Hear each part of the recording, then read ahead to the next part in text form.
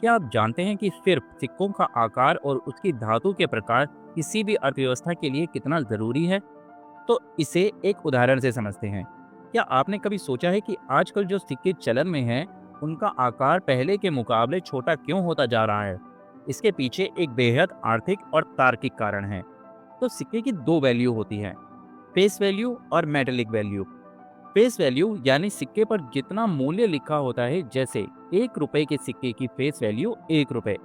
फिर metallic value यानी उस सिक्के को पिघला देने के बाद उसकी धातु की बाजार में जो कीमत मिलती है। अब सोचिए एक बात, अगर किसी सिक्के की मेटेलिक वैल्यू उसकी फेस वैल्यू से ज्यादा हो जाए तो लोग क्या करेंगे? बिल्कुल, वे उस सिक्के को पिघलाकर धातु बेच देंगे। उदाहरण के लिए, अगर 1 रुपए का सिक्का पिघलाकर उसकी धातु 2 रुपए में बिकती है, तो हर कोई वही करेगा और धीरे धीरे बाजार से सिक्के गायब होने लगेंगे।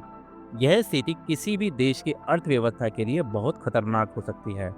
तो भारत सरकार यह सुनिश्चित करती है कि सिक्कों में सस्ती धातु का उपयोग हो, उनका आकार छोटा हो और उनकी मेटेलिक वैल्यू फेस वैल्यू से कम हो, ताकि कोई भी व्यक्ति सिक्कों को पिघलाकर फायदा ना कमा सके। अगर ऐसा करने पर नुकसान होगा तो कोई नहीं करेगा। तो आइए इसे हम धीरू भाई अंबानी के एक अनोखे उदाहरण से समझते हैं। भारत के मशहूर उद्योगपति धीरू भाई अंबानी ने भी इसी सोच का फायदा उठाया था। तो जब धीरू भाई अंबानी यमन में थे, यहाँ उन्होंने यमन के सिक्कों में एक खास बात देखी। ये सिक्के चांदी के थे, जिसका मतलब था उन सिक्कों में चांदी का मूल्य अंकित मूल्य से अधिक था।